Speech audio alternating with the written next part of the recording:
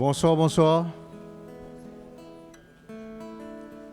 C'est une grâce comme nous savons que le Seigneur nous fait encore ce soir, de pouvoir nous retrouver ensemble pour l'Évangile. Amen, mes frères et sœurs. C'est une grâce que nous avons et nous voulons accueillir chacun de nous ce soir dans cette salle et aussi tous ceux qui nous regardent, qui sont connectés et que nous croyons que le Seigneur va faire son œuvre là où vous êtes. Dieu, c'est un Dieu de miracles que nous avons. C'est le seul vrai Dieu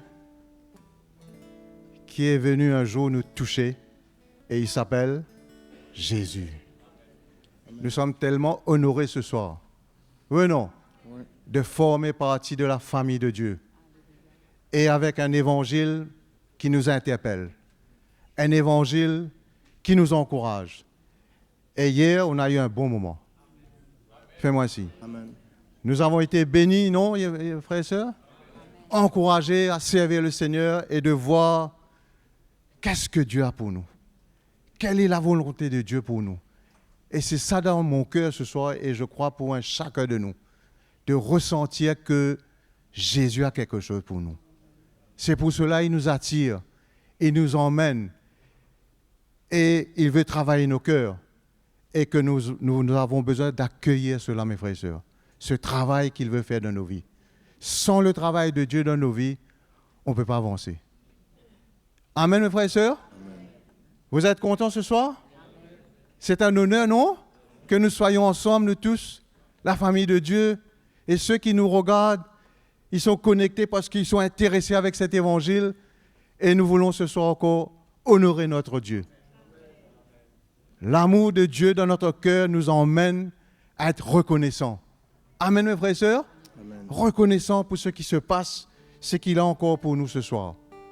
Qui attend Jésus ce soir? Je vous invite ce soir à nous mettre debout. Je vous invite, mes frères et sœurs, ce soir. Nous avons l'occasion ce soir. Dieu nous donne l'occasion juste de lui dire merci. Qui veut s'associer avec moi? Juste lui dire merci. Allons courber nos cœurs ce soir. Allons remercier le Seigneur ce soir. Et on va passer un bon moment dans la louange et l'adoration après. Seigneur, nous voulons te remercier ce soir pour la grâce que tu nous fais. Seigneur, pour ta parole, pour ce que tu es. Jusqu'à maintenant, tu as pris soin de nous. Et nous voulons ce soir encore courber nos cœurs, te dire merci Jésus, pour ta grâce, pour ta fidélité, pour ton amour, pour ta parole ce soir qui va nous faire du bien.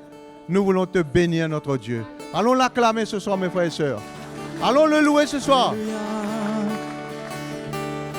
Alléluia, Alléluia,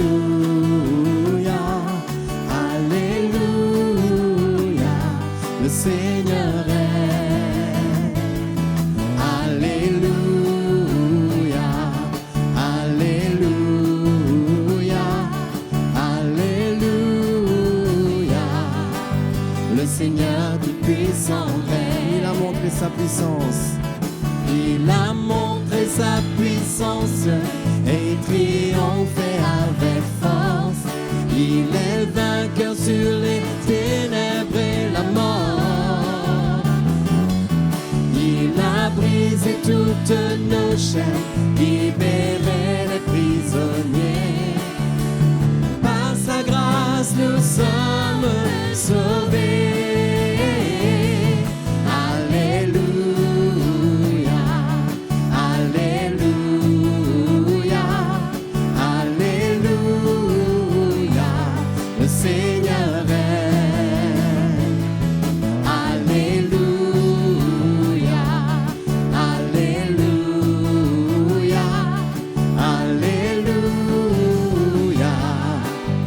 Seigneur tout-puissant règne. Il a montré sa puissance et triomphé avec force. Il est vainqueur sur les ténèbres et la mort. Il a brisé toutes nos chaînes, libéré les prisonniers. Par sa grâce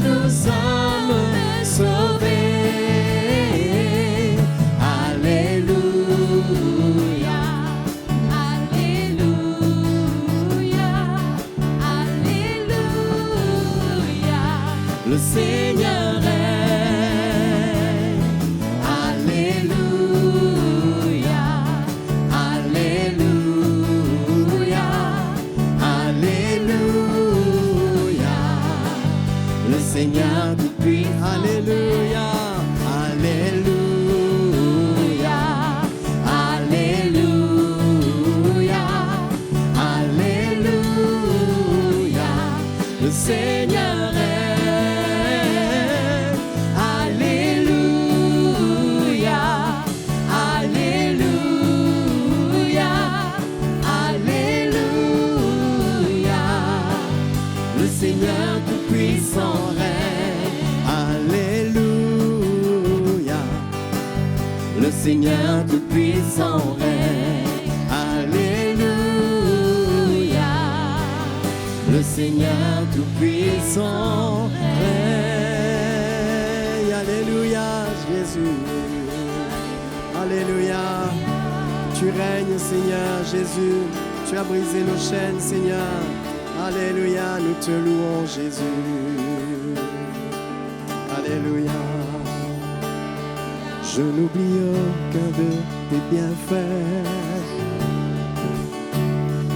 À chaque fois que j'y pense, mon cœur est rempli de paroles pour te louer. De paroles pour te louer. Je n'oublie aucun de tes bienfaits. À chaque fois que j'y pense, mon cœur est rempli de paroles pour te louer. De paroles pour te louer. Quand tout va mal, oh mon âme, pourquoi t'as battu? Même au milieu de la tempête, il est là. Quand tout va mal, quand tout va mal, oh mon âme, pourquoi t'as battu? Même au milieu de la tempête, il est là. Moi je le louerai encore. Moi je le louerai encore. Oh mon âme, bénis l'Éternel. Oh mon âme, bénis l'Éternel. Oh mon âme, bénis l'Éternel. Oh mon âme, bénis l'Éternel.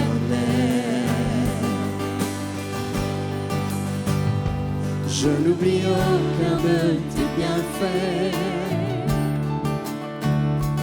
À chaque fois que j'y pense, mon cœur est rempli de paroles pour te louer. De paroles pour te louer. Alléluia. Je n'oublie aucun de tes bienfaits.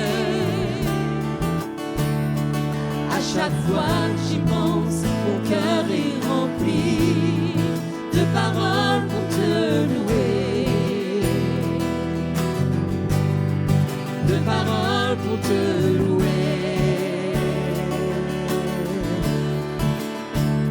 Quand tout va mal, oh mon âme, pourquoi t'as battu? Même au milieu de la tempête, il est là. Quand tout va mal, oh mon âme, pourquoi t'as battu? Même au milieu de la tempête, il est là. Moi je le louerai encore. Moi je le louerai encore. Oh mon âme,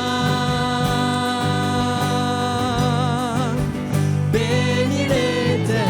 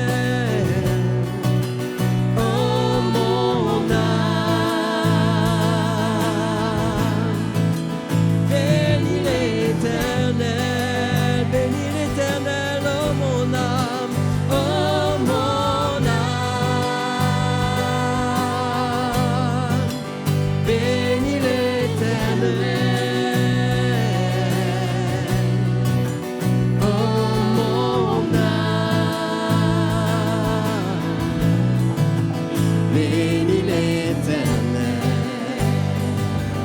Alléluia. Jésus, nous te glorifions ce soir, Seigneur. Nous te glorifions ce soir, notre roi. Alléluia. Que notre âme te bénisse, Seigneur. Qu'il te loue, Jésus. Qu'elle t'élève, notre roi.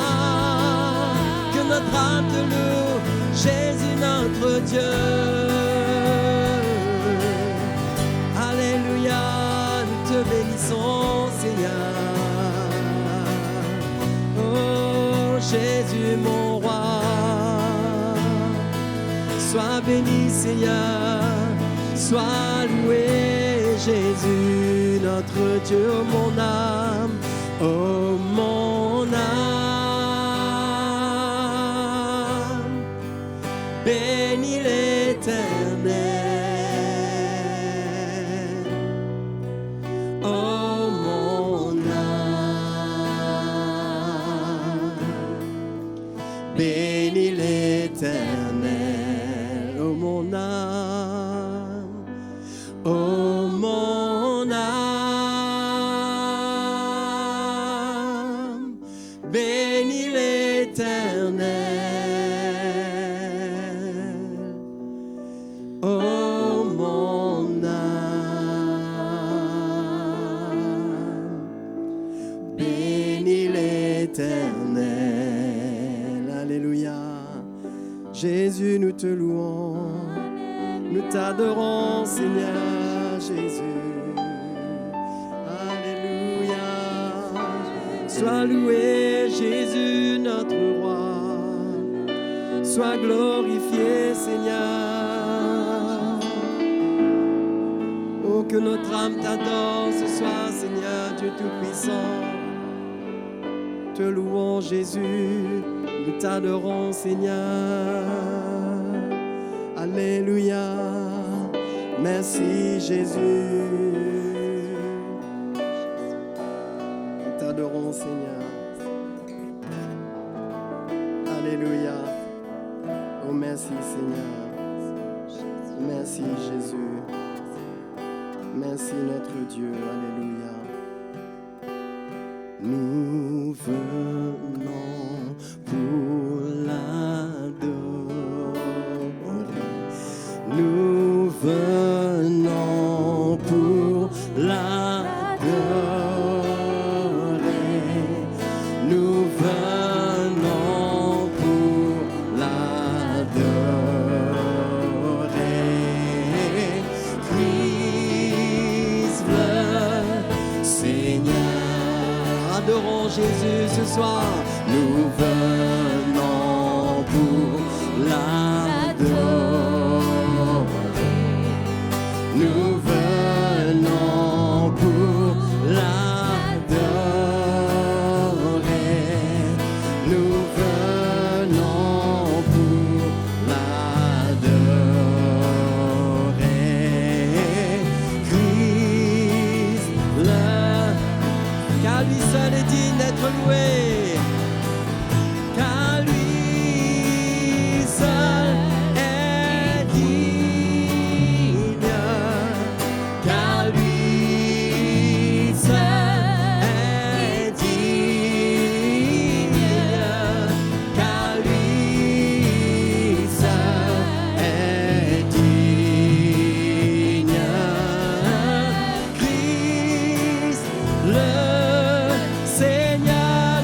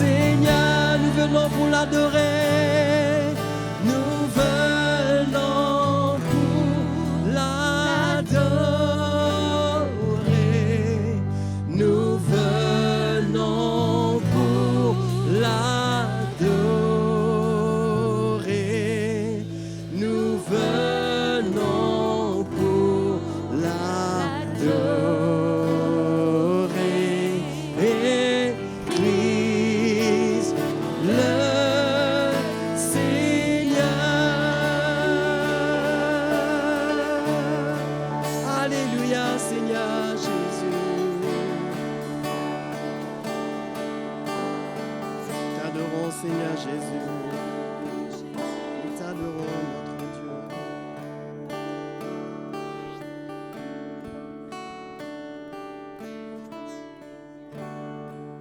Tu as fait de nous ton peuple. Tu as fait de nous un temple, un sacerdoce royal. Tu nous as privilégiés dans ce monde. Dans ce monde où règne la terreur, le mal. Tu nous as mis à part pour te connaître, pour te servir. Nous bénéficions de choses tellement précieuses de ta part. Et nous voulons te remercier. Nos mots sont faibles, sont si peu comparés à ce que tu nous donnes. Mais nous voulons te remercier.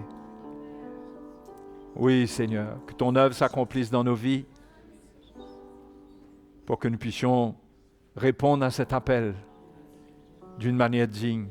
Alléluia. Sans toi, nous ne pouvons rien faire. C'est toi qui nous perfectionnes. Mets ta parole dans nos cœurs, dans nos vies, pour que nous puissions te servir, être changés, transformés. Amen. Sois béni, Seigneur. Sois béni. Oui, Seigneur. Quand ces choses viennent, il arrivera un temps où nous serons dans la perfection avec toi. Nous te louons pour ce jour qui est au-devant de nous. Merci. Merci notre Dieu. Merci Jésus notre Seigneur. Merci, notre Alléluia, qui remercie le Seigneur.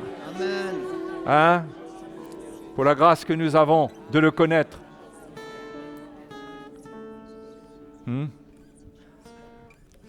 Peut-être que nous ne le réalisons pas pleinement, mais le privilège que nous avons, qui vient de la manifestation de l'amour de Dieu pour nous,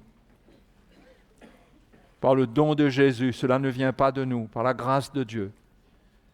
Ce privilège que nous avons de connaître Jésus le Seigneur et d'entrer dans un plan qu'aucun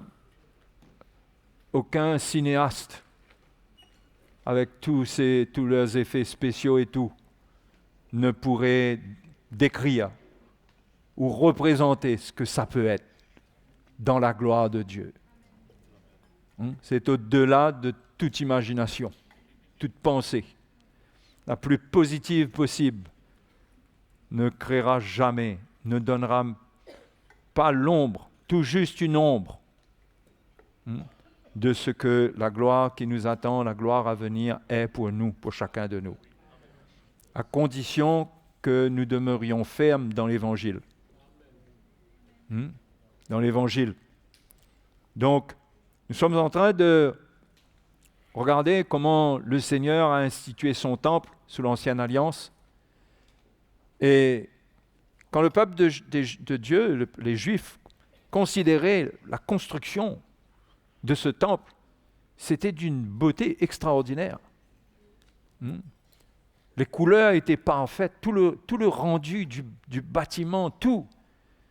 Et pourtant, ce n'était que l'ombre des choses à venir. Et nous n'avons jamais vu ce temple. Mais les Juifs, ils étaient attachés à cela. Parce que c'était humainement glorieux. Mais ce n'était rien comparé à ce que la réalité allait être. La réalité, c'est Christ, c'est nous.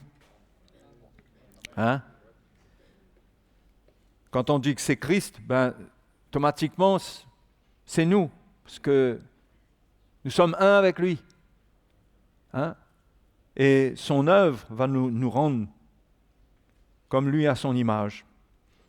Donc, nous étions arrivés hier à parler des éléments qui se trouvent dans le lieu saint et à en donner une certaine interprétation selon ce que le Saint-Esprit mettait dans mon cœur, que je crois, pour vous encourager, pour vous montrer qu'est-ce que le Seigneur est en train de faire et comment nous devons donner nos cœurs, nos vies pour cela et ne pas nous laisser distraire par les choses de la vie, par les choses de ce monde, par les soucis de la vie, par les ambitions de la vie, l'orgueil de la vie. Mais nous devons donner toute notre attention à ce que le Seigneur est en train de faire. Un plan glorieux caché aux yeux des hommes. Les hommes qui ne connaissent pas Dieu ne peuvent même pas s'imaginer ce que Dieu est en train de préparer dans son Église. Mais ne soyons pas comme eux, nous aussi, mais considérons qu'est-ce que le Seigneur est en train de faire. Et cela veut dire, qu'est-ce qu'il est en train de faire avec ma vie, qu'est-ce qu'il veut faire de ma vie. Donc de considérer le temple du Seigneur, ça doit nous encourager. Parce qu'on a vu que la promesse de Dieu, c'est que Dieu a dit qu'il habiterait, qu'il marcherait au milieu de son peuple. Hein? Et Paul dit que si on a de telles promesses, qu'il sera pour nous un père, nous serons des fils et des filles, qu'il marchera au milieu de nous, qu'il habitera au milieu de nous, ayant de telles promesses, purifions-nous de toute souillure de la chair et de l'esprit en achevant notre sanctification dans la crainte de Christ.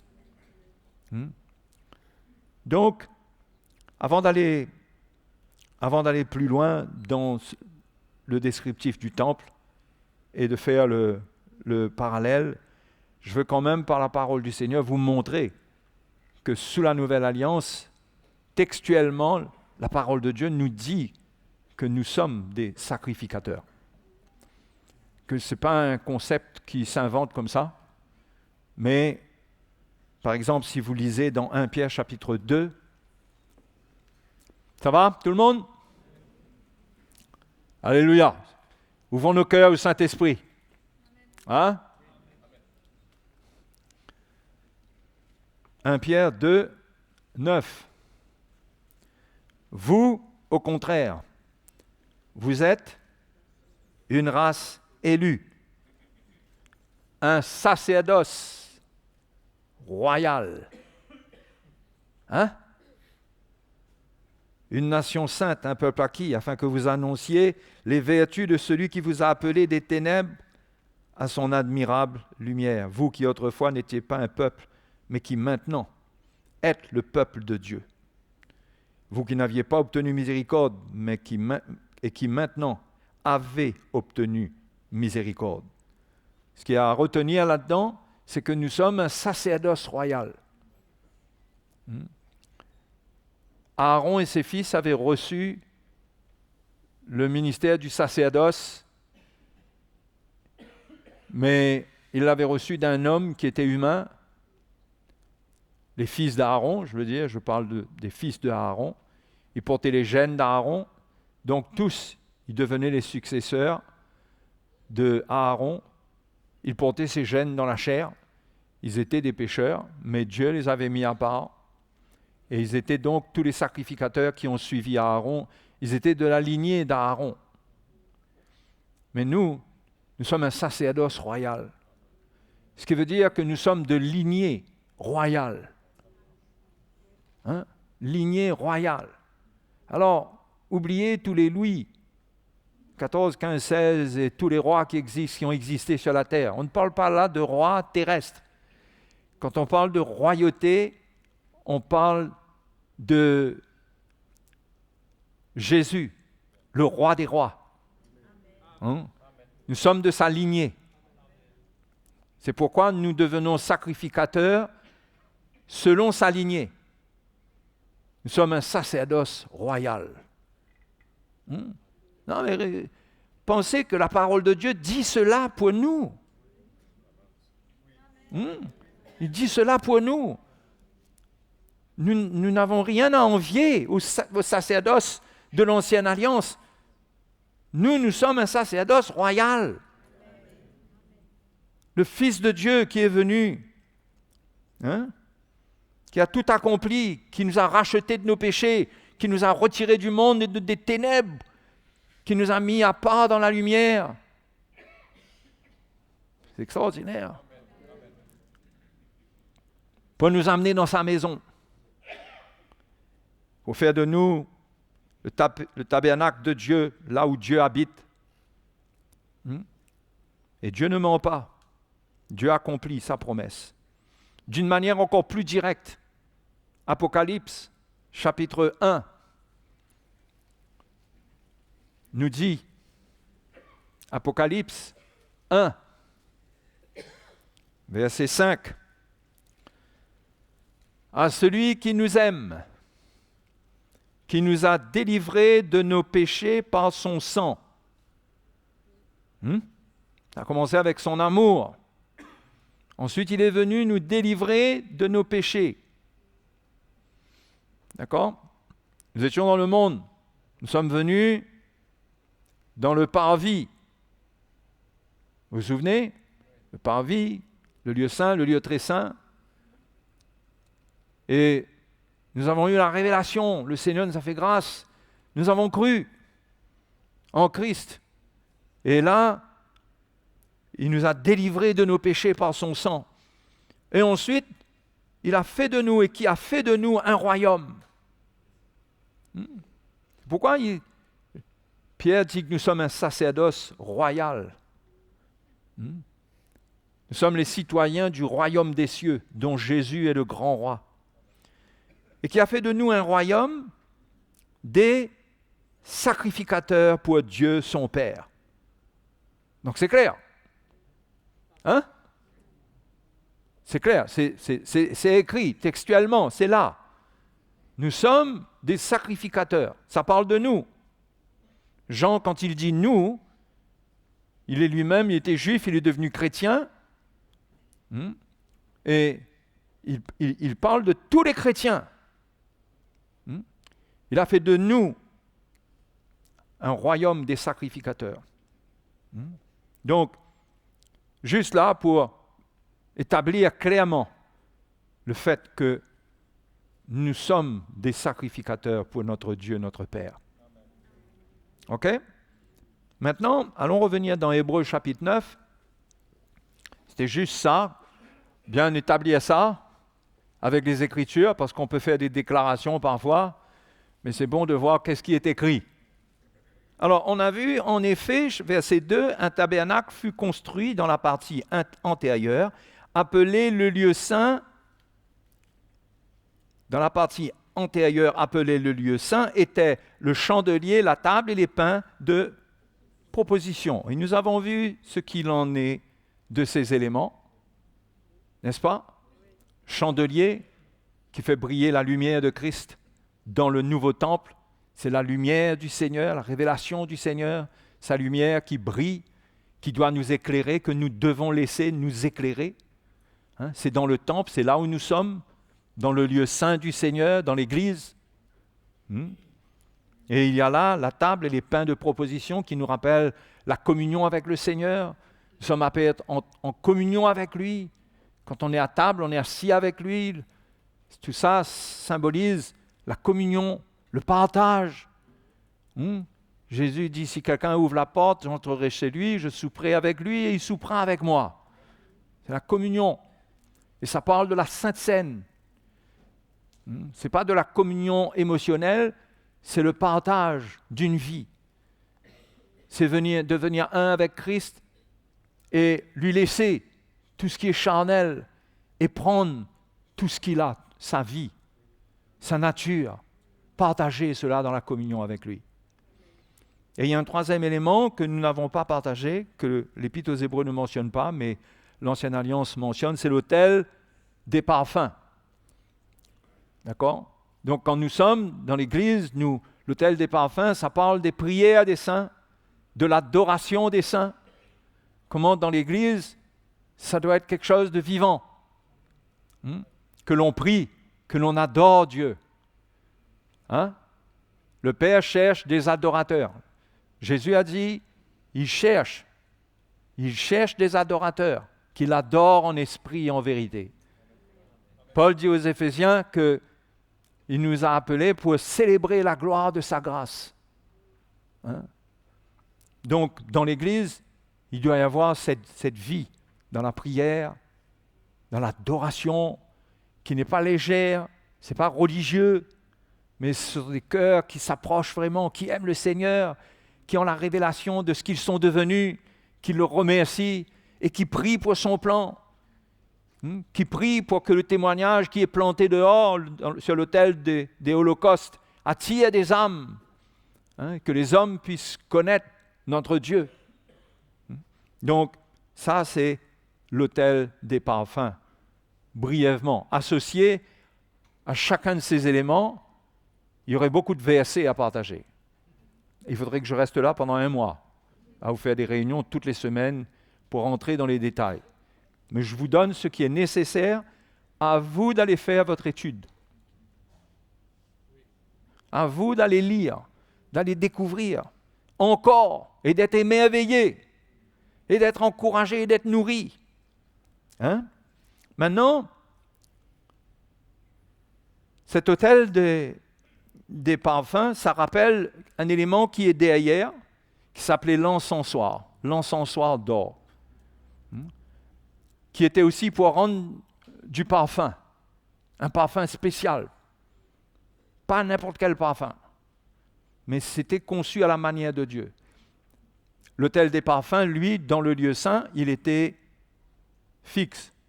L'encensoir était mobile. Quand Aaron prenait cela, il entrait dans le lieu très saint, il prenait cela avec lui. Dieu ne veut pas sentir l'odeur de la chair de l'homme en sa présence. C'est pourquoi le Seigneur va nous transformer pour nous amener vers son Père. Parce que l'odeur de la chair, qui rappelle le péché et les œuvres de l'homme, sont entièrement rejetées par Dieu. Il n'en veut rien. Ni un essai pour le salut, ni une participation, ni rien. Le verdict est tombé à la croix, la chair doit mourir. Donc, quand Aaron prenait l'encensoir, c'était une protection. Il ramenait avec lui un certain parfum. Vous voyez, ça représentait son adoration, mais en même temps, ça devrait parfumer tout son vêtement.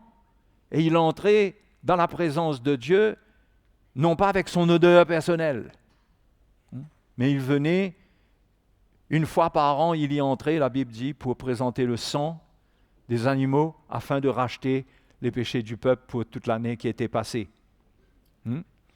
Donc, dans le lieu très saint, il y avait cet encensoir d'or pour les parfums. Et allons continuer à lire dans Hébreux chapitre 9 qui nous en parle, le verset 3. Derrière le second voile se trouvait la partie du tabernacle appelée le Saint des Saints, renfermant l'encensoir d'or pour les parfums, et l'arche de l'Alliance. L'arche de l'Alliance, c'est quelque chose, l'arche de l'Alliance. Ça, c'était la fierté d'Israël. Ils avaient de l'assurance pour aller au combat lorsque l'arche les accompagnait. Donc, il y avait cette arche qui était là, dans la présence de Dieu, dans le lieu très saint. Et il y avait un trésor dans l'arche. Ce n'était pas un trésor d'un point de vue matériel, mais ça symbolisait des choses très précieuses. Il y avait là un vase d'or contenant la manne. Il y avait la verge d'Aaron qui avait fleuri. Et les tables de l'Alliance. Au-dessus de l'arche étaient les chérubins de la gloire, couvrant de leur ombre le propitiatoire. L'arche de l'Alliance, un élément qui symbolise fortement quelque chose que nous avons besoin de comprendre. Tout un plan de Dieu, un mystère. C'est caché dans l'arche, c'était recouvert d'or, ce qui représente Christ lui-même. En lui sont cachés, Paul dit, tous les trésors de la sagesse et de la science. Il y a des choses précieuses qui sont cachées dans cette arche. Jésus est notre arche qui nous sauve. Mais dans la présence de Dieu, quand le voile a été déchiré, quand Jésus est allé, il a pu entrer dans le lieu très saint et il a pu accéder à ces éléments qui étaient dans l'arche. Mais l'arche elle-même, si on regarde son histoire sous l'Ancienne Alliance, elle représentait la présence de Dieu, la manifestation de la puissance de Dieu. Lorsque Moïse quittait un endroit, il disait « Lève-toi, Éternel ». Quand l'arche commençait à marcher, il disait « Lève-toi, Éternel, et que tes ennemis soient dispersés ». Ils avaient une foi dans ce que cette arche-là représentait. Ça représentait la puissance de Dieu, la présence même du Seigneur. Mais un jour, l'arche a été prise par les Philistins. Et lorsqu'ils ont capturé l'arche, la belle-fille du sacrificateur, elle a dit, elle s'est écriée, « La gloire est bannie d'Israël. La gloire est bannie d'Israël, car l'arche a été prise. » Ça se trouve dans 1 Samuel chapitre 4, verset 22. Et pareil pour l'Église, lorsque l'Église perd ce qu'il y a dans son arche, la gloire est bannie du milieu d'elle. C'est pourquoi nous devons comprendre qu'est-ce qu'il y avait dans cette arche. Qu'est-ce que ça symbolisait pour nous? Quel est le message que ça contient pour nous? Un message puissant. Cette arche contenait 3 éléments.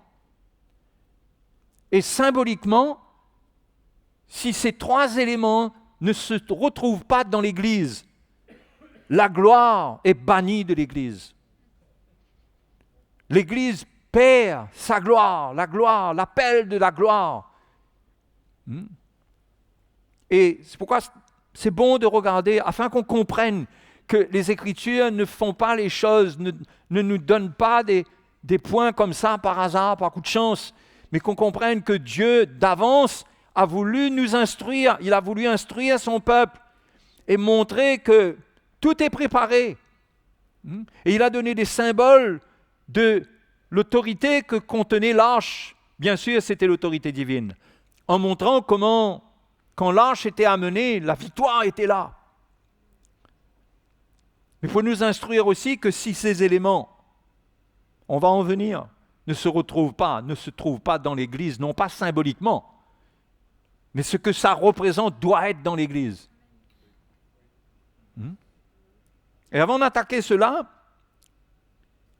il faut voir qu'au-dessus de l'arche, il y avait un propitiatoire qui était le couvercle de l'arche. Le propitiatoire, lisez dans Exode chapitre 25, c'est mieux qu'on lise. Il y a des choses que je peux citer, mais il y a des choses que c'est mieux de lire. Exode 25, verset 21. Donc le propitiatoire, c'était là où le souverain sacrificateur déposait le sang de l'animal dans le temple de l'Ancienne Alliance pour obtenir la rédemption, le pardon des péchés pour une année.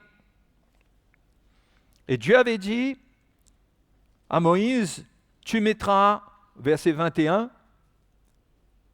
tu mettras le propitiatoire sur l'arche et tu mettras dans l'arche le témoignage que je te donnerai. Le témoignage, c'était des éléments qui devaient rendre témoignage de Dieu, de sa volonté.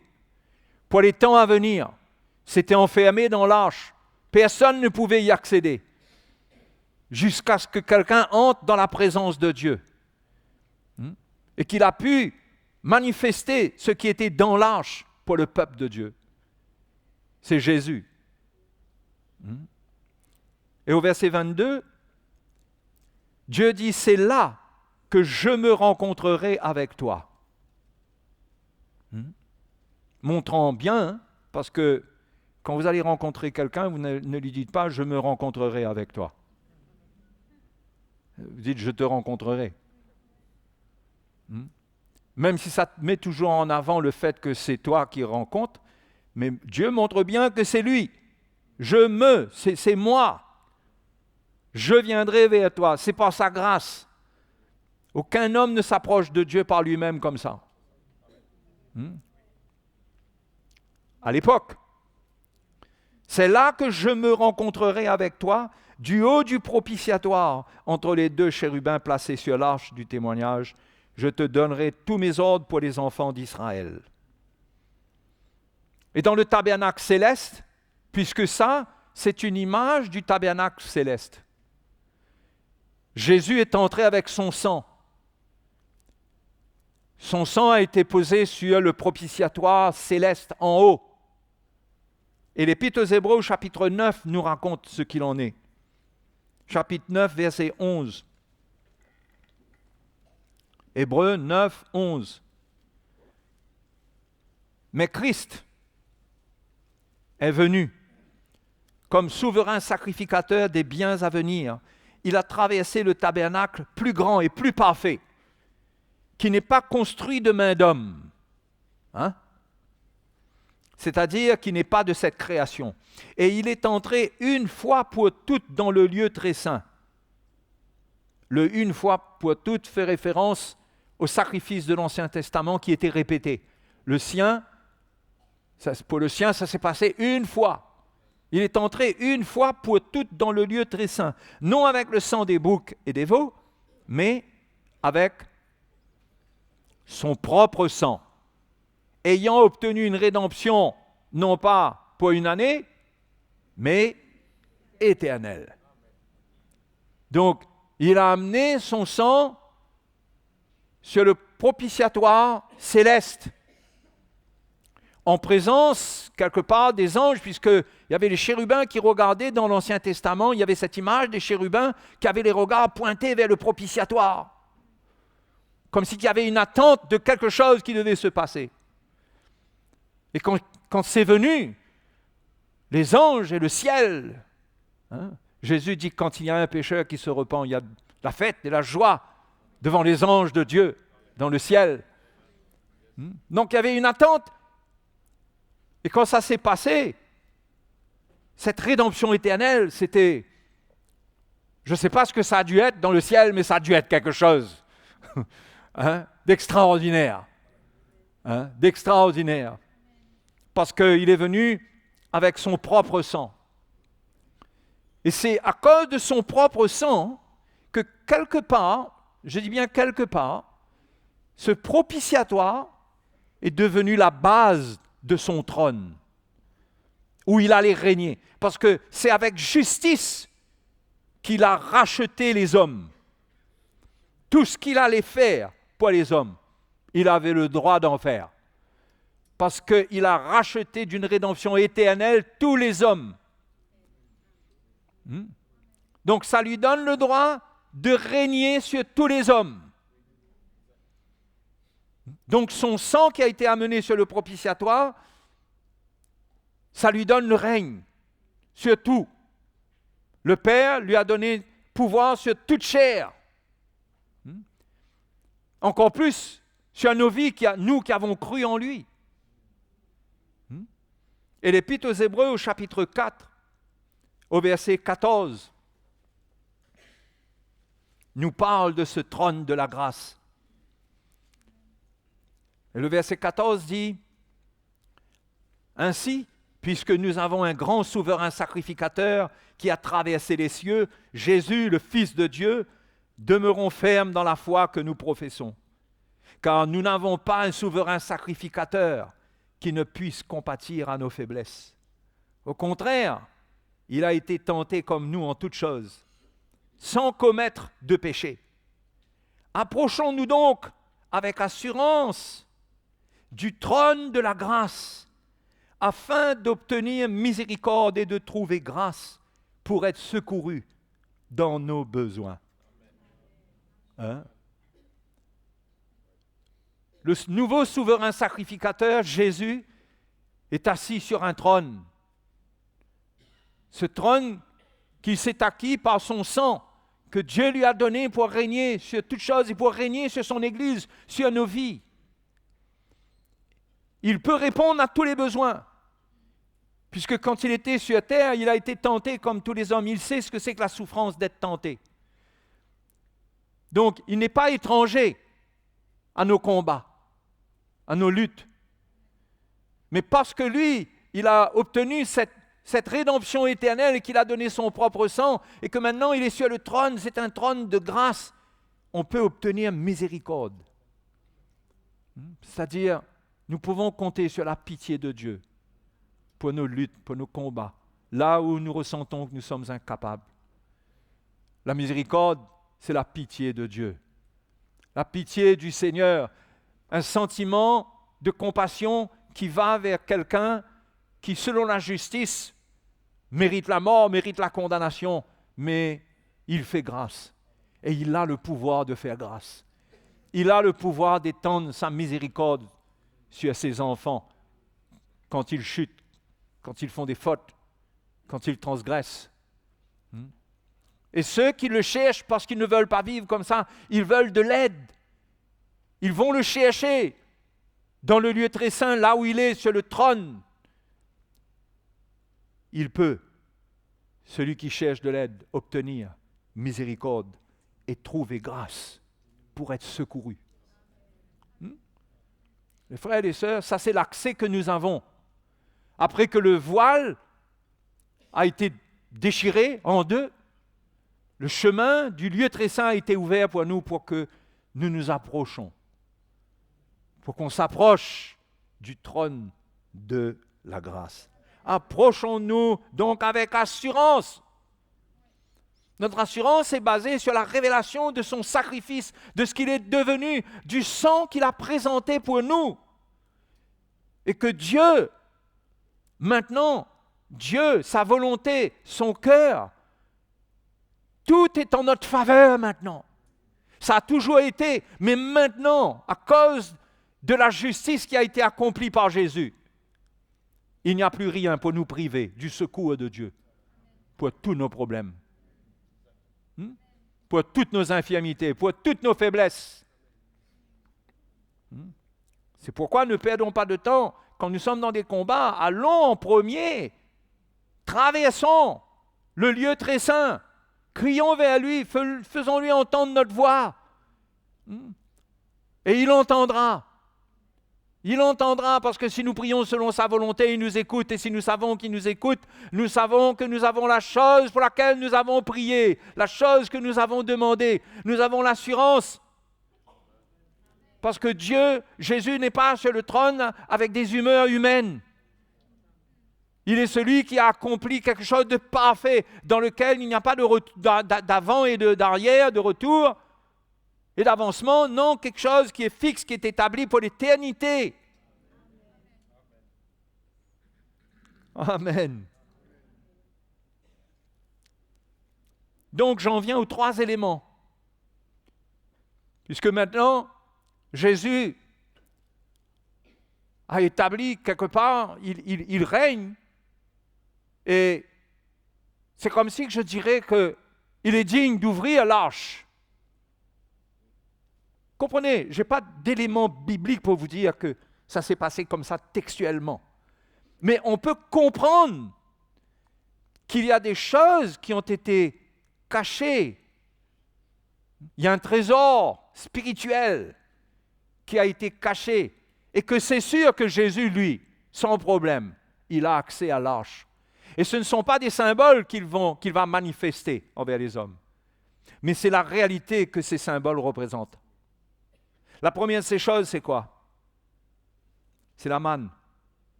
Hein? C'est ce qu'on a lu. C'est la manne. Dans le pot, Dieu avait fait ramasser de la manne. Et dans Jean chapitre 6, Jésus révèle, les Juifs lui dirent, allons regarder au verset 28, les Juifs lui disent, « Mais quel miracle fais-tu donc, lui dit-il, afin que nous le voyions et que nous croyions en toi? Que fais-tu? Nos pères ont mangé la manne dans le désert, selon ce qui est écrit, il leur donna le pain du ciel à manger. » Verset 31 maintenant. Ah, c'était le verset 30 avant alors. C'était le verset 30, excusez-moi. Jésus leur dit, ils disent donc, selon qu'il est écrit, il leur donna le pain du ciel à manger. Jésus leur dit au verset 32, en vérité, je vous le dis, Moïse ne vous a pas donné le pain du ciel, mais mon Père vous donne le vrai pain du ciel. Car le pain de Dieu, parlons de la manne, comparons cela à la manne, parce qu'eux-mêmes, ils parlent de cette manne et Jésus leur parle du vrai pain. Parce que la manne était le pain qui était descendu du ciel d'une manière visible. C'était un miracle de Dieu. Mais Jésus leur dit, Moïse ne vous a pas donné le pain du ciel, mais mon Père vous donne le vrai pain du ciel. Car le pain de Dieu, c'est celui qui descend du ciel et qui donne la vie au monde. Il lui dit, Seigneur, donne-nous toujours ce pain. La manière dont le Seigneur formule cela, ils en veulent tous. Mais ils ne s'attendent pas à ce que Jésus veut dire. Jésus leur dit, je suis le pain de vie. Celui qui vient à moi n'aura jamais faim et celui qui croit en moi n'aura jamais soif. Le pain, la manne qui vient d'en haut, c'est Jésus lui-même qui allait maintenant pouvoir nourrir le monde. Parce que le pain qui descend du ciel, c'est le pain qui donne la vie au monde, qui allait servir à nourrir le monde. C'est ce pain qui doit être multiplié. Ils ont expérimenté le miracle de la multiplication des pains, mais le vrai pain doit être multiplié. Jésus lui-même devait être multiplié, nourrir tous les hommes partout spirituellement, prendre soin d'eux. Et cela en devenant le pain de vie. Mais quand on regarde plus devant, au verset 48, chapitre 6 toujours, verset 48, « Je suis le pain de vie. Vos pères ont mangé la manne dans le désert et ils sont morts. C'est ici le pain qui descend du ciel, afin que celui qui en mange ne meure point. » Il parle de deux morts différentes là. La première, c'est la mort physique. Quand il parle de ceux qui ne meurent pas, il parle spirituellement. Parce que beaucoup de chrétiens sont morts physiquement entre-temps. Et il dit, « Je suis le pain vivant qui est descendu du ciel. Si quelqu'un mange de ce pain, il vivra éternellement. » Là, il parle de la vie pour l'éternité du salut. Et le pain, regardez ce qu'il dit, « Le pain que je donnerai, c'est ma chair que je donnerai pour la vie du monde. » Oh, le choc. Ils ne s'attendaient pas à cette déclaration. Ils s'attendaient à ce que le Seigneur fasse des miracles de pain. Ils voulaient du pain, ils ont faim, ils parlaient de leur ventre, leur estomac. Mais Jésus leur parle des choses de l'esprit, de la vraie mort qui menace l'humanité. C'est la mort spirituelle. Et lui, il est venu pour nourrir l'humanité, pour que l'humanité se dégage de cette mort. Mais pour se dégager de cette mort, il faut manger sa chair. Oh, là-dessus, verset 52, les Juifs discutaient entre eux, disant, « Mais comment peut-il nous donner sa chair à manger ?» Jésus leur dit, en vérité, je vous le dis. Si vous ne mangez la chair du Fils de l'homme et si vous ne buvez son sang, oh, il a ajouté encore quelque chose là. Et si vous ne buvez son sang, vous n'avez point la vie en vous-même. Celui qui mange ma chair et qui boit mon sang a la vie éternelle, et je le ressusciterai au dernier jour. Car ma chair est vraiment une nourriture, et mon sang est vraiment un breuvage. Celui qui mange ma chair et qui boit mon sang demeure en moi, et je demeure en lui. La communion parfaite. Comme le Père qui est vivant m'a envoyé et que je vis par le Père, ainsi celui qui me mange vivra par moi. C'est ici le pain qui est descendu du ciel. Il n'en est pas comme de vos pères qui ont mangé la manne et qui sont morts. Celui qui mange ce pain vivra éternellement. Combien d'entre nous auraient tenu face à ce discours? Le message de la croix, c'est une folie. Ça dit des choses qui sont folles, mais il faut les comprendre dans l'esprit. Et Jésus parle ici de quelque chose qui, si c'est absent de l'Église, ça amène la mort. Ça fait que la mort reprend le dessus. La destruction, la ruine des hommes, des chrétiens. C'est la prédication de la croix. Quand il parle de manger sa chair, de boire son sang, il parle dans l'esprit, il parle de choses spirituelles. Il parle de sa mort, de ce que ça allait produire spirituellement. Il ne parle pas de boire du sang, de manger la chair. Mais en même temps, quand on prend le repas du Seigneur, on atteste qu'on est unis à cela, qu'on veut cela, on veut être nourri par lui. On cherche la nourriture qu'il nous donne, qu'il est lui-même. Et cette nourriture, c'est le message de sa mort qu'il faut dévorer.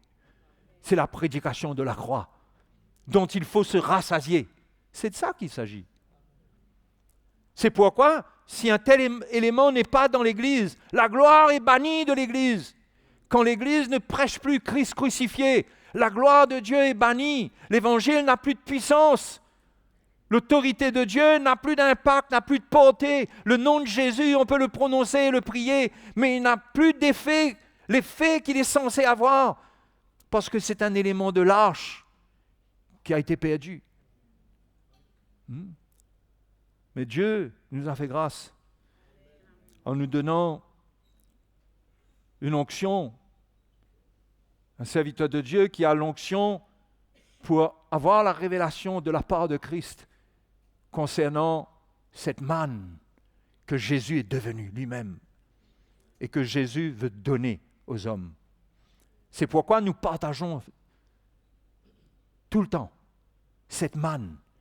C'est pourquoi je vous encourage à la manger, à ne pas dire « j'en ai assez ». Les Israélites dans le désert, ils ont fini par dire « on en a assez de cette manne-là ». Et les chrétiens sont parfois pareils, on a assez de ce message de la croix. La croix quoi? Il n'y a pas mieux que ça. Et ils ont été jugés pour ça. Dieu leur a donné de la viande. À peine ils ont mis cette viande dans leur bouche qu'ils ont été jugés. Mais la manne, c'est le message qui doit rassasier nos cœurs.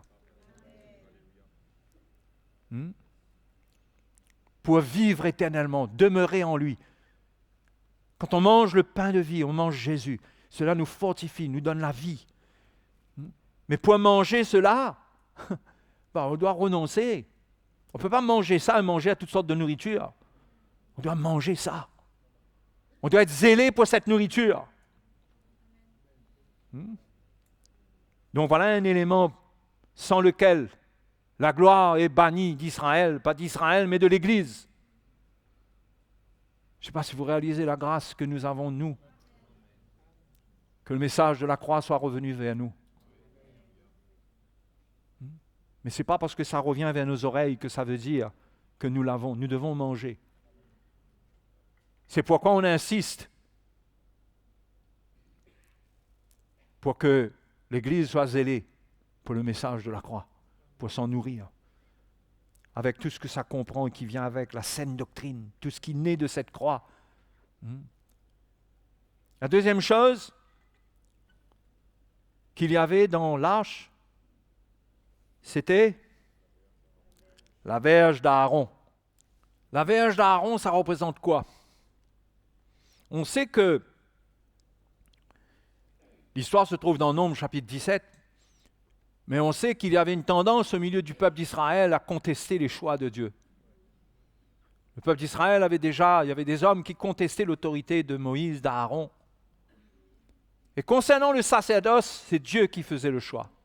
Et Dieu a voulu montrer au peuple d'Israël, par un miracle naturel, ça peut paraître, mais c'est un miracle dans le naturel, oui, que qui il avait choisi, en demandant à chaque tribu d'amener au travers d'un représentant une verge, une tige. Et Dieu avait dit que la verge qui sera déposée dans la tente d'assignation et qui fleurira, ça sera l'homme que je choisirai, dit le Seigneur. Et cette verge qui fleurit, ça parle de quoi? Ça parle de la résurrection du Seigneur. Et Jésus, il est mort. Il a donné sa vie. Mais 3 jours après, sa verge a fleuri. Il est ressuscité. Ça veut dire que c'est à lui que Dieu confie le sacerdoce. Comme c'était pour Aaron, pour déterminer qui allait conduire le sacerdoce, il a fait fleurir cette tige de bois sec.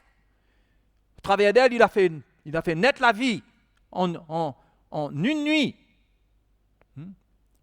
Ça avait fleuri. 3 jours après que Jésus soit mort, il est ressuscité. Ça parle de la résurrection. Et l'Église doit avoir une révélation de la résurrection de Christ. Qui il est?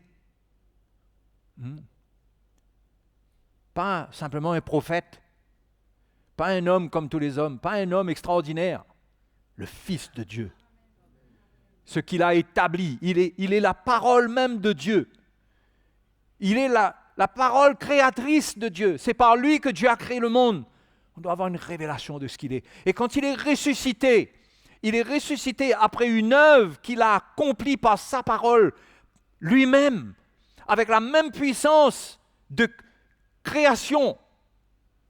Avec cette même puissance, il a accompli une œuvre dans sa mort, l'œuvre du salut. Si on voit tout ce qui existe et on peut dire « Waouh, c'est extraordinaire !» Quelle puissance! La même parole a établi le salut pour nous. Et il est allé retrouver sa gloire. Il n'a pas cessé d'être Dieu, bien qu'il ait été Dieu et homme en même temps, pendant son temps sur la terre. Mais nous devons avoir une révélation de celui qui est ressuscité, de ce qu'il a accompli et de ce qui existe pour nous dans sa résurrection.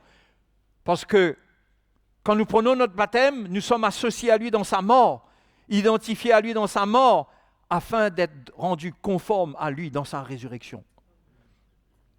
Nous sommes tellement associés au Seigneur que si nous comprenons sa résurrection, cela, premièrement, nous donne une espérance extraordinaire, puisque nous savons que nous passerons peut-être par la mort physique, mais nous serons ressuscités. Nous irons avec lui pour l'éternité. Et là encore, la puissance de la résurrection du Seigneur, la révélation que ça contient. C'était dans l'arche. Si l'Église perd cela, si on ne comprend pas cela, l'Église devient une religion. La gloire est bannie de la maison de Dieu. Il n'y a pas de gloire si Jésus n'est pas ressuscité. Il n'y a rien. Il n'y a rien parce qu'il est ressuscité. Sa résurrection, c'est le sceau de son œuvre. C'est Dieu qui a scellé maintenant et qui a dit « Tu es mon fils, je t'ai engendré pour l'éternité », parlant du sacerdoce qu'il allait lui confier. Donc ça, c'est extraordinaire. On doit savoir qu'il y a une résurrection pour nous. Et pas seulement dans la vie à venir, dans les siècles à venir, mais une résurrection alors que nous expérimentons la mort, que nous mangeons sa chair et buvons son sang, et que nous nous identifions au message de la croix. Il y a une mort. Ce message nous enseigne à faire mourir les œuvres de la chair. Il y a une mort pour que la vie de résurrection se manifeste au travers de nous. Pas une vie de résurrection qui va, là aujourd'hui, ressusciter notre corps, mais ça nous fait vivre une vie de résurrection intérieure, avec les fruits de l'esprit qui fleurissent de sa résurrection dans notre vie.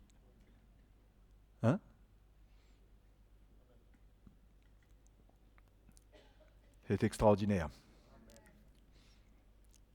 Le troisième élément, c'est quoi? Qu'est-ce qu'il y avait dans l'arche? Les tables de l'alliance. Comment ça se fait que ces tables de l'alliance-là se trouvaient là? Parce que Dieu avait dit à Moïse, quand Moïse avait brisé les 2 premières tables, parce que le peuple d'Israël avait péché, Dieu avait dit, tu me feras 2 autres tables que tu mettras, sur lesquelles j'écrirai mes commandements, et tu les mettras dans l'arche, dans le témoignage. Vous voyez, quand Dieu dit dans le témoignage, ça devait être un témoignage pour le peuple d'Israël, que lorsque le temps allait arriver, lorsque Jésus allait venir, cela devait être pour eux, ils auraient dû se dire, maintenant nous comprenons pourquoi est-ce que ces choses sont dans l'arche, maintenant qu'il est ressuscité, que la verge d'Aaron a fleuri. Maintenant, nous comprenons qu'est-ce qu'il voulait dire quand il parlait de manger sa chair et de boire son sang. Maintenant qu'il est mort et qu'il y a le repas du Seigneur qu'il a initié, maintenant nous comprenons pourquoi. Et pour les tables de l'Alliance, c'est pareil. Qu'est-ce qu'il y a dans les tables de l'Alliance que Dieu avait fait mettre dans l'arche? Ça représente le ministère du Saint-Esprit dans nos vies. Je ne fais pas ce lien gratuitement par moi-même, mais Hébreux chapitre 8, verset 10, nous montre bien que c'est l'accomplissement de ce que l'Épître aux Hébreux dit et dont Paul parle lui aussi, concernant les commandements de Dieu. Hébreux chapitre 8, verset 10. Mais voici l'alliance que je ferai avec la maison d'Israël après ces jours-là, dit le Seigneur. Je mettrai mes lois dans leur esprit et je les écrirai dans leur cœur. Je serai leur Dieu et ils seront mon peuple. Encore une fois, la promesse qui revient. Que nous allons être le peuple de Dieu, que Dieu va habiter au milieu de nous. Ben, qu'est-ce que Dieu fait là? Dans l'alliance, l'étape de l'alliance, attendez l'étape de l'alliance dans l'arche, attendez le moment où Jésus allait payer le prix pour manifester d'une manière vivante la loi de Dieu dans le cœur des hommes. Il fallait pour cela que Jésus meure, que son sang soit répandu et qu'il ait accès dans la présence de Dieu. Et la Bible nous dit, Jésus a dit, je vous enverrai le Saint-Esprit. Et le ministère du Saint-Esprit, c'est cela. C'est amener la réalité des lois de Dieu dans la vie des chrétiens. Pas comme une loi extérieure à eux, à laquelle ils doivent obéir, mais une loi ou des lois que l'Esprit de Dieu va écrire dans leur cœur et qui vont faire partie d'eux-mêmes. Ça pourra être écrit en eux de telle manière qu'ils deviennent quelque part une lettre de Christ. Eux-mêmes, parce que on devient, comme Paul dit dans 2 Corinthiens chapitre 3, il parle de ce ministère. Au fait, on peut y aller, on peut regarder. 2 Corinthiens chapitre 3.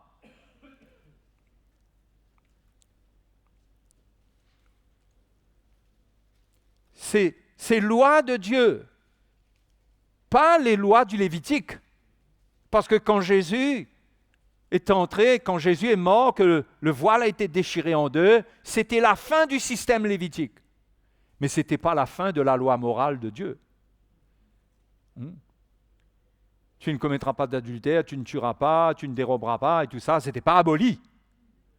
Mais au contraire, c'était tellement pas aboli qu'il y avait 2 tables de loi dans la présence de Dieu. Et la mort de Jésus et sa résurrection allaient permettre l'accomplissement de ce qui était dans l'arche pour nous. Par le Saint-Esprit.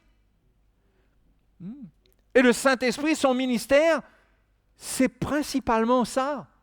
C'est écrire dans le cœur des croyants. Amen. C'est pourquoi dans l'Église, il y a des onctions, des gens qui sont loin du Saint-Esprit, qui sont un peu la plume de Dieu. Il faut que ce soit l'onction. Ce n'est pas n'importe qui se lève, qui dit, voilà, moi, je veux faire ceci et cela. Tous ont l'Esprit, mais il y a des sacrificateurs dans la maison de Dieu qui sont plus habilités à écrire de la part de l'Esprit, être conduits par l'Esprit pour écrire, pour parler de la part de Dieu, afin que la loi de Dieu s'écrive sur le cœur du peuple de Dieu. 2 Corinthiens chapitre 3, verset 1. Commençons-nous de nouveau à nous recommander nous-mêmes ou avons-nous besoin, comme quelques-uns, de lettres de recommandation auprès de vous ou de votre part? C'est vous qui êtes notre lettre, écrite dans nos cœurs, parce que c'est écrit en eux tout d'abord, et ils avaient le peuple de Dieu dans leur cœur, connue, et cette lettre qu'ils étaient était connue et lue de tous les hommes. Vous êtes manifestement une lettre de Christ.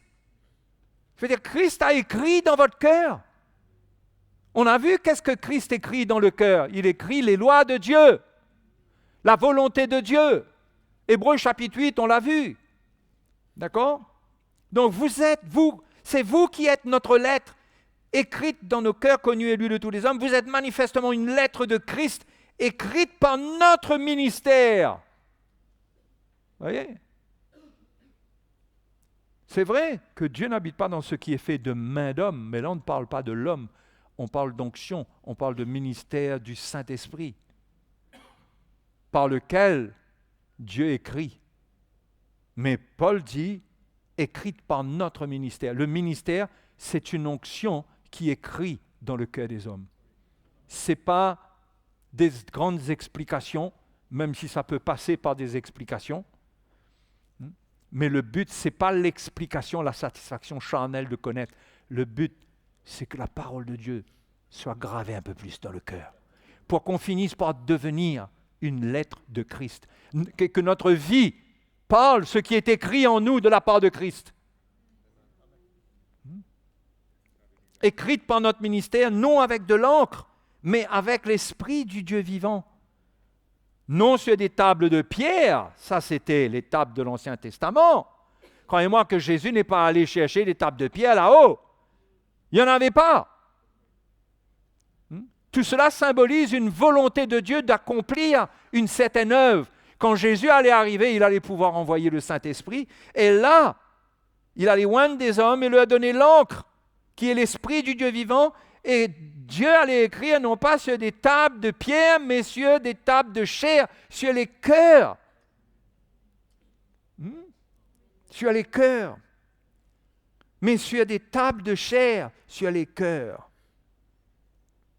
Cette assurance-là, nous l'avons par Christ auprès de Dieu. Ce n'est pas à dire que nous soyons par nous-mêmes capables de concevoir quelque chose comme venant de nous-mêmes.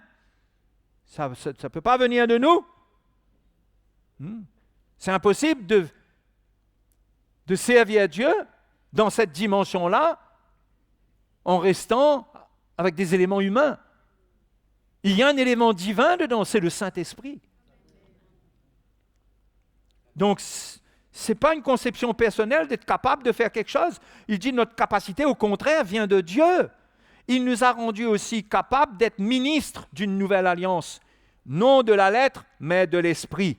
Car la lettre tue, mais l'esprit vivifie. Quand l'esprit écrit sur nos cœurs, cela vivifie. Quand la loi demande l'accomplissement de la volonté de Dieu et qu'il n'y a pas l'esprit, ça tue. Parce qu'il n'y a pas dans l'homme la capacité d'obéir au commandement de Dieu s'il n'y a pas le Saint-Esprit.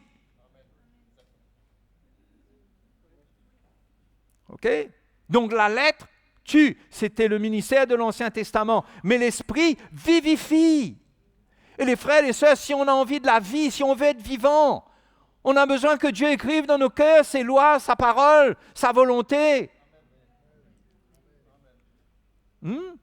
Et ça ne se limite pas à 10 commandements.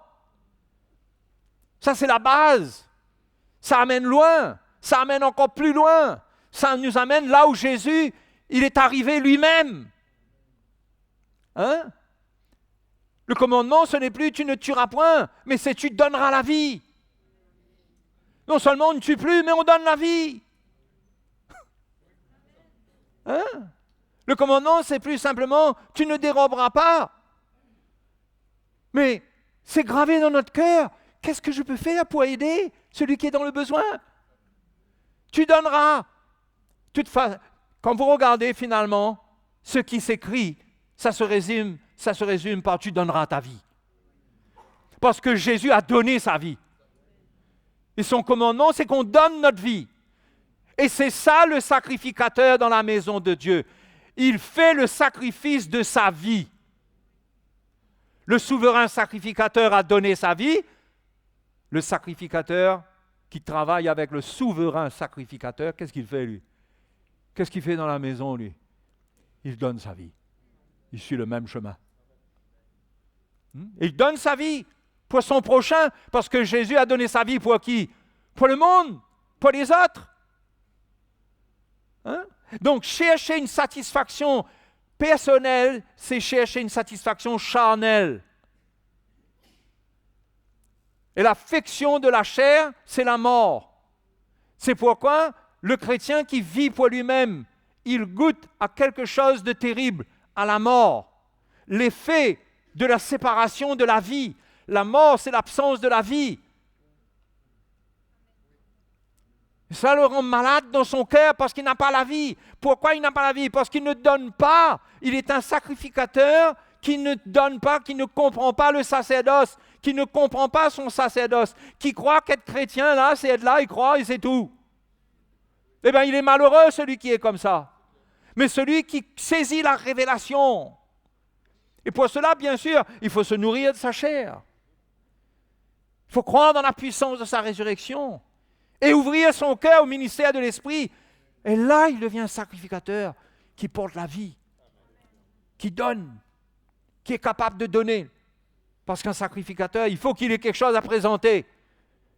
Mon frère, si tu es chrétien, ou ma sœur, si tu es chrétienne, et tu n'as rien à présenter, tu n'as pas de don de toi-même, mais tu es malheureux parce que tu procèdes à contre-nature. Tu vis contre ta nature même, la nature de ce que tu es devenu. Tu es devenu quelqu'un qui a été fait pour donner ta vie, pas pour la retenir. Et à chaque fois que tu retiens ta vie, il y a un petit peu de la mort qui te guette.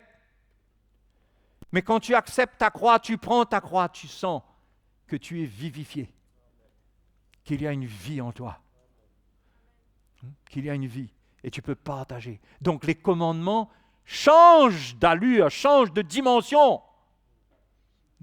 Tu ne vis pas en lutte pour ne pas voler. Tu es dans une souffrance intérieure parce que tu aimerais donner. Ton cri maintenant, Seigneur, c'est « Donne-moi de quoi donner. » OK? Tu ne déroberas point. Tu ne commettras point d'adultère. Ce n'est plus un commandement pour te dire « Tu ne peux plus faire ça. » C'est quand ça s'écrit dans ton cœur, ça met en toi un désir fort d'être quelqu'un qui honore ta femme, qui honore ton mari, qui respecte ton engagement. Et par l'amour, tu donnes ta vie pour l'autre. Ça commence par le mari. C'est toujours donner sa vie. Hein? Quel commandement il y a encore? Hein? Tu ne déroberas point si tu ne voleras pas. C'est ce que je viens de dire. Tu ne convoiteras pas? Eh bien alors, allez appliquer ça maintenant. Le Seigneur, quand il écrit sa parole en vous, il vous libère de plus en plus du désir d'obtenir des choses, d'avoir des choses, d'avoir les choses du monde.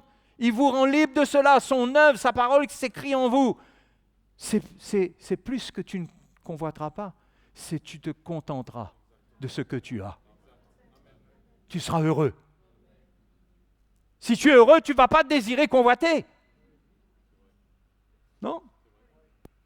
Tout ça, c'est parce que Dieu grave sa parole dans notre cœur. Et maintenant, certains d'entre vous, vous attendez quelque chose concernant le sabbat. Hein? Eh bien, quand Dieu écrit dans votre cœur, votre âme est dans le repos. Vous êtes dans le repos de Jésus. Vous n'êtes pas dans le repos que donne la loi. Vous êtes dans le repos du Seigneur. Son repos, c'est qu'il est mort. Et le repos, c'est qu'il est ressuscité.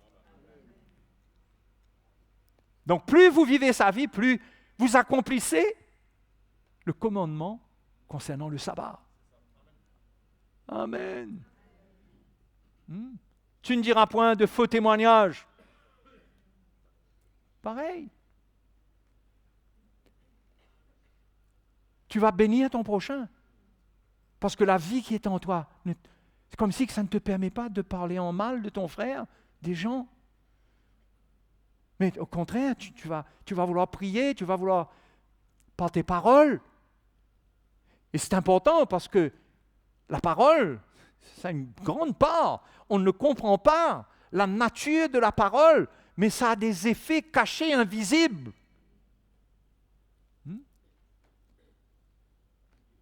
C'est pourquoi la Bible dit de bénir nos ennemis, de bénir, pas de maudire. Encore plus les frères et les sœurs, toutes les médisances, tout ce qu'on peut raconter, qu'on expose des autres. C'est l'accomplissement aussi du commandement qui dit « Tu ne découvriras pas la nudité de ton parent. Tu ne l'exposeras pas à la honte. Tu ne vas pas exposer ses faiblesses. » Mais quand tu as la vie de Christ, Christ, il n'est pas dans un état de lutte pour ne pas accomplir des choses. Il est dans une vie pour accomplir des choses. Est-ce que vous comprenez ça? Et quand sa vie vient en nous, quand l'Esprit de Dieu écrit sa parole en nous, mais ça doit nous réveiller Et ça doit produire les désirs de servir, de faire du bien. Parce que si la loi de Dieu, pour nous, c'est seulement des interdictions, mais nous sommes malheureux. Nous sommes malheureux si nous avons encore besoin d'être attachés. Alors que le Seigneur nous a rendus libres, mais nous sommes malheureux. Donc, ce ministère de l'Esprit, il est important pour que toutes les lois de Dieu, quand il dit tu n'auras pas d'autre Dieu devant ma face, et que Paul condamne la cupidité comme une idolâtrie, ben, tu n'as plus ces choses-là au fur et à mesure de l'œuvre de Dieu. Tu es lavé de tout cela, pas au fur et à mesure. À la base même, normalement, tu devrais être nettoyé de beaucoup de choses. Après, il reste des résidus, des choses qui peuvent se passer. Que le sacerdoce de Christ règle. Son sang est toujours là, éternellement là, pour nous purifier. Mais disons que, au fur et à mesure que la parole de Dieu augmente en puissance dans nos cœurs, Paul a dit aux Thessaloniciens, cette parole que vous avez reçue comme étant la parole de Dieu, non pas comme la parole des hommes, qui agit en vous, qui croyez, qui agit en vous. Mes frères et sœurs, la parole de Dieu, ce n'est pas une petite chose. Ne venez pas donner des oreilles distraites. Ne venez pas avec vos raisonnements pour discuter. Venez avec un cœur ouvert. Priez le Seigneur, dis Seigneur, enseigne-moi. Écris dans mon cœur, s'il te plaît, Seigneur, écris dans mon cœur. Parce que c'est pour cela que tu es là-haut. Tu as le pouvoir de changer ma vie par le Saint-Esprit et de graver ta parole dans mon cœur. Seigneur, cette lutte que j'ai là, parce qu'on peut avoir des luttes dans la chair qui deviennent plus ou moins fortes à certaines périodes, eh bien, on va vers le souverain sacrificateur qui peut nous secourir dans nos besoins. Non? On le supplie. Qu'est-ce qu'il fait? Il peut nous secourir. Amen. Alléluia. Alléluia. Donc, frères et sœurs, il y a des choses merveilleuses à comprendre dans la parole de Dieu, au travers des ombres qui existent dans l'Ancien Testament. Donc, je vous encourage, changez d'attitude face à la parole du Seigneur. Changez d'attitude dans votre communion avec le Seigneur et avec les uns et les autres. Apprenons à nous regarder comme les saints de Dieu, mis à part, les sacrificateurs, les gens qu'on n'a pas le droit de toucher, qu'on n'a pas le droit de juger. C'est pourquoi il n'y a pas de légalisme pour les sacrificateurs de la Nouvelle Alliance. Ils bougent avec l'amour dans leur cœur, avec le ministère de l'Esprit qui change leur vie. Amen.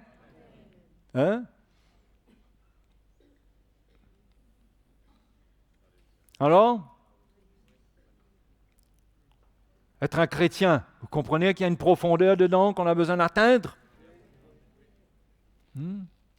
Comprenez que votre vie, là où vous travaillez, là où vous allez, là où vous êtes, elle doit être un témoignage du parvis.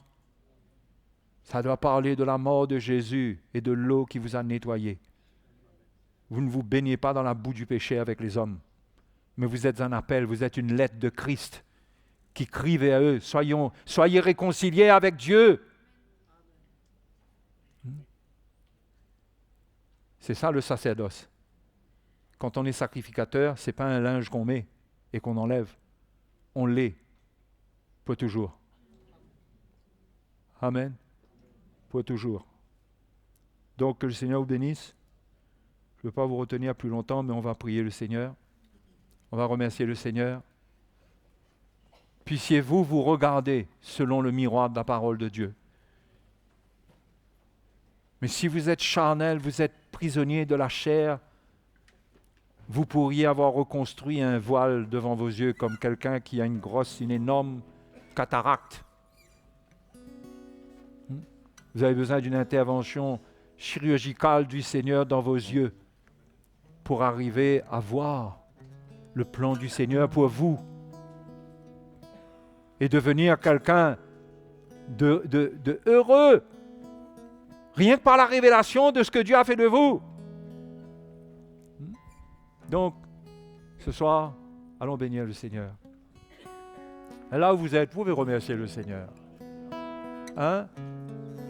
Vous êtes un sacrificateur. Vous savez prier. Un sacrificateur, il sait prier.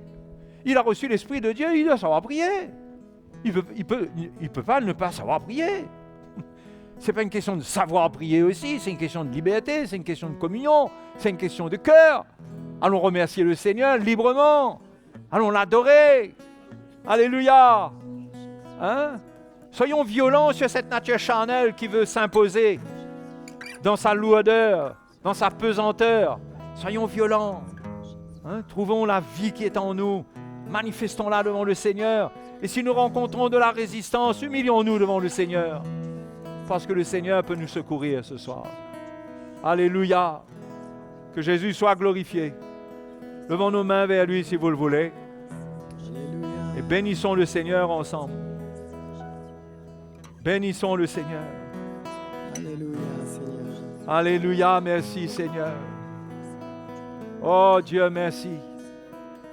Quelle grâce pour nous de te connaître, d'être devenu ce que tu as fait de nous. Cette vocation est la nôtre, Seigneur. C'est une vocation que tu nous as donnée. Et nous te remercions. Nous te remercions que nous n'en sommes pas privés. Merci, Seigneur. Alléluia. Allons adorer le Seigneur. Alléluia. Ta parole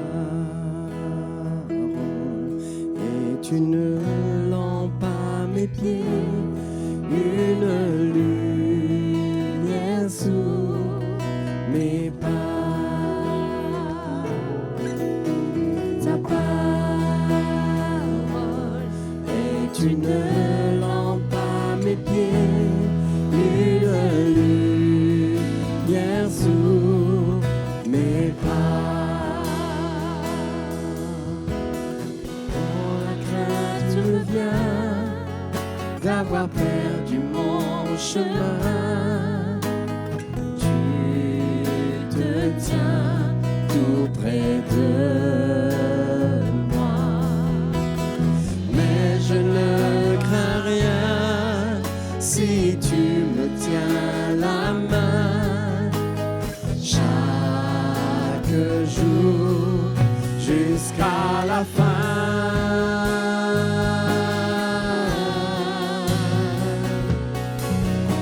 Ta parole est une lampe à mes pieds, une lumière sous mes pas.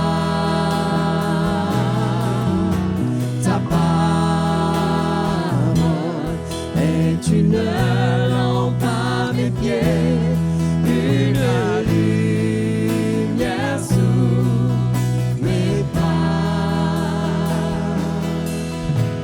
Je n'oublierai pas l'amour que tu as pour moi. Mais mon cœur est souvent si loin. Jésus, conduis-moi, garde-moi tout près de toi, pour que je t'aime jusqu'à la fin.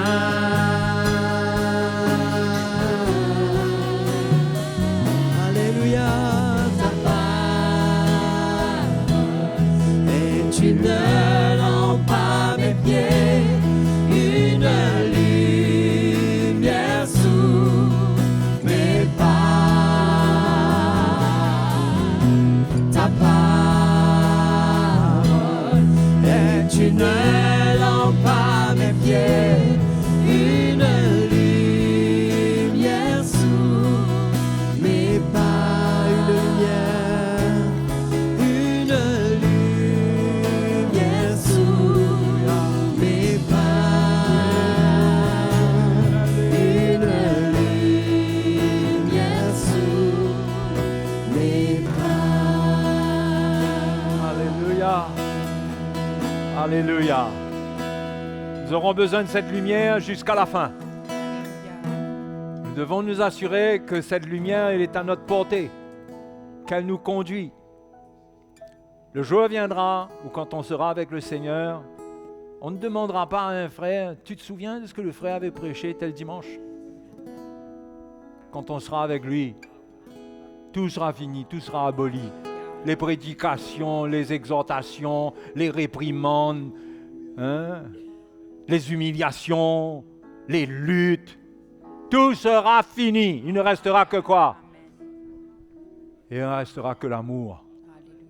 L'amour dans sa perfection. Croyez-moi, vous n'avez pas... C'est maintenant qu'il faut enregistrer les prédications. C'est maintenant qu'il faut écouter. C'est maintenant qu'il faut persévérer.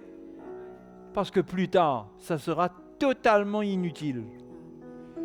Mais ce que cela aura produit en vous, vous accompagnera pour l'éternité. C'est-à-dire jusqu'à quel point l'amour de Dieu se manifeste dans votre vie. L'amour, c'est ce qui demeure pour l'éternité. Quand on entre dans la perfection avec le Seigneur, il y a une chose qui, à mon avis, va nous choquer positivement. C'est comment Jésus m'aime comme ça. Comment il m'aime comme ça? On n'aura pas le sentiment qu'il aime une foule. Il nous aime, mais chacun aura le témoignage. Il m'aime comme ça. Alléluia. Et Jésus a le pouvoir, devant des milliards de chrétiens, de regarder chacun personnellement et de lui faire savoir qu'il l'aime. Mes frères et mes sœurs, nous allons goûter à la gloire de Dieu. Ce n'est pas le moment pour laisser les affaires ridicules de la vie de prendre le dessus. Parce que le diable fera tout pour vous décourager, pour vous empêcher d'entrer. Vous empêcher d'entrer. Sa jalousie, que lui, il a été condamné, il ne peut pas être sauvé. Il veut vous empêcher d'entrer et vous décourager par des situations dans le foyer, dans votre vie, dans le travail, vous-même, votre faiblesse, votre ceci, cela. Mon frère, ne laisse rien te retenir à la porte, en dehors de la porte.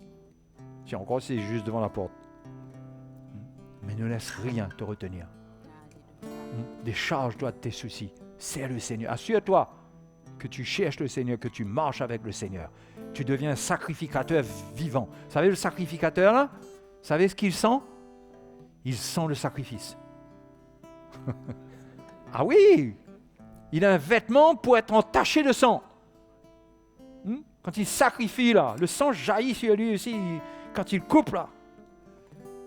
Nous devons porter l'odeur du sang de Christ. Quelle odeur? L'odeur de la vie. L'odeur de la vie.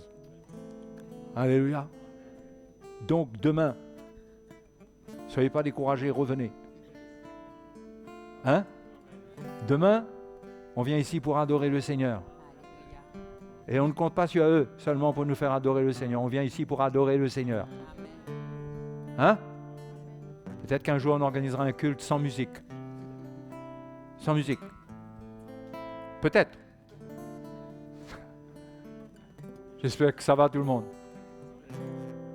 Vous tous sur Internet, j'espère que vous allez bien, que vous êtes encouragés.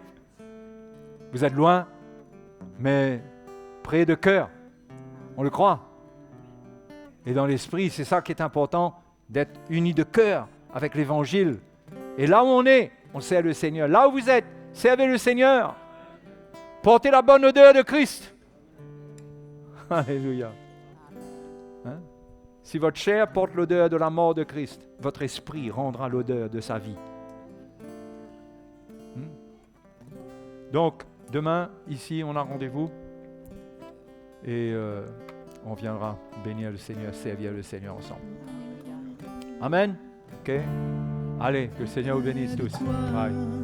Est la source de la vie. Par ta lumière, nous voyons la lumière. Auprès de toi est la source de la vie. Par ta lumière, nous voyons la lumière. Par ta lumière. Par ta lumière.